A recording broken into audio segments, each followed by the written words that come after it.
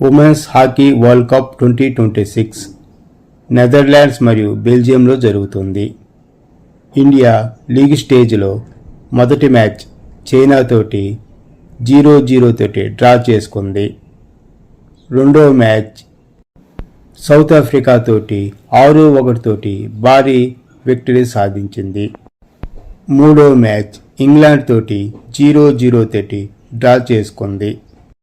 ఈ 3 మ్యాచ్లో ఓడిపోకుండా గెలిచి టేబుల్స్లో సెకండ్ ప్లేస్లో ఉంది.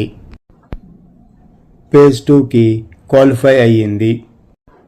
ఫేజ్ 2లో నెదర్లాండ్స్ మరియు ఆస్ట్రేలియా తోటి మ్యాచ్ ఆడుతుంది. దీనిలో భాగంగా నెదర్లాండ్ తోటి మ్యాచ్ జరిగింది.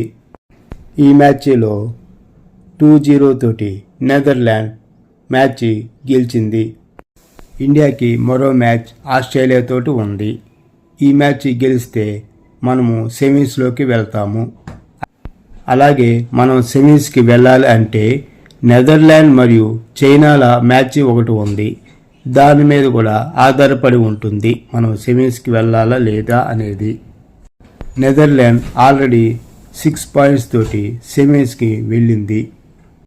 మిగిలిన 3 టీమ్స్ ఆస్ట్రేలియా, ఇండియా, చైనా ఉన్నాయి. ఈ మూడిట్లో ఏదో ఒకటి సెమీస్కి వెళ్ళాలి.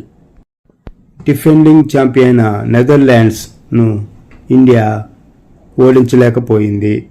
మ్యాచ్ ప్రారంభంలో 2వ నిమిషంలోనే Netherland player H Jansen penalty corner ద్వారా గోల్ వేసింది. 38వ నిమిషంలో ఫ్రెడరిక్ మట్లా మరో గోల్ వేసింది. Indian players Navneet Kaur, Salima Tete, Sunil Toppo goals కోసం ప్రయత్నించారు, కానీ ప్రయోజనం లేదు. ఇండియన్ గోల్ కీపర్స్ బిచ్చుదేవి, సవితాలు బాగా ఆడినప్పటికీ గోల్స్ రాలేదు. 19వ నిమిషంలో దీపికాకి పెనాల్టీ కార్నర్ ద్వారా ఒక అవకాశం వచ్చింది, కానీ నెదర్లాండ్ ప్లేయర్స్ దాన్ని అడ్డుకున్నారు. చివరి నిమిషంలో గోల్స్ కోసం ప్రయత్నించారు. 59వ నిమిషంలో మరోసారి నవనీత్ కౌర్ ద్వారా మంచి అవకాశం వచ్చింది, కానీ దాన్ని సద్వినియోగం చేసుకోలేకపోయాము. 0-2 తోటి ఇండియా ఓడిపోయింది. నెదర్లాండ్స్ సెమీఫైనల్కి క్వాలిఫై అయింది 6 పాయింట్స్ తోటి.